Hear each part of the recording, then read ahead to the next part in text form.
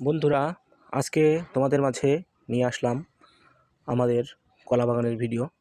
দেখো কত সুন্দর কলার বাগানটা হয়েছে। সর্বপ্রথম আমি সৃষ্টিকর্তাকে ধন্যবাদ জানাবো, তার প্রতি চির কৃতজ্ঞ।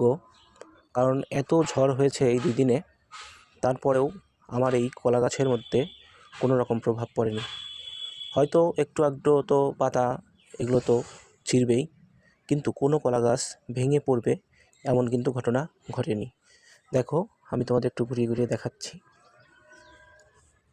কলা গাছগুলো অনেকটাই বড় হয়ে গেছে, একদম রাস্তার পাশে, তো এই জন্য ঘিরে দিতে হয়েছে। বলা যায় একেবারে মেন রোডের সঙ্গেই আমার এই কলার বাগানটা। অসাধারণ এই ভিউটা একটু মন দিয়ে দেখো, অবশ্যই ভালো লাগবে। পুরো কলার বাগানটাই আমি আজকে তোমাদের ভিডিও করে দেখাচ্ছি। এই ভিডিওটা দেখার জন্য তোমাদের একটু সময় নিতে হবে আমি জানি, তারপরেও আশা করি ভালো লাগবে। এই দেখো, আমি এই ঘেরার পাশ দিয়ে পুরো বাগানটাই ধরেছি। আস্তে আস্তে আমি হেঁটে চলছি এবং ভিডিওটা করছি তোমাদের দেখাবো বলে। আসলে তোমরা অনেকেই হয়তো ভাবো যে আমি এই সমুদ্র দেখতে যাই, এই নদী দেখতে যাই, এই ট্রেনে যাই, এই বাসে যাই, এই প্লেনে উঠি, শুধু ঘুরেই বেড়াই। আসলে বন্ধুরা, এত সহজ নয়। ঘুরে বেড়াতে হলেও তোমাকে পরিশ্রম ঠিকই করতে হবে।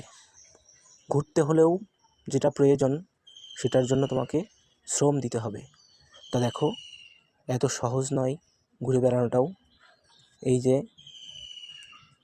একটা বড় ধরনের প্রদর্শনী বলা যায় কলার বাগান, সেটার পরিচর্যা থেকে শুরু করে কখন কি করতে হবে, দেখাশুনো, এগুলো সবই কিন্তু করতে হয়। এই জন্য আমরা যতটা সহজ মনে করি সব কিছু অতটা সহজ নয়। দেখো, একদম মেন রাস্তার সঙ্গেই তোমাদের দেখালাম এই কলার বাগানটা। অনেক গাছেই কলা এসে গেছে, আবার কিছু কিছু গাছে মোচা পড়েছে।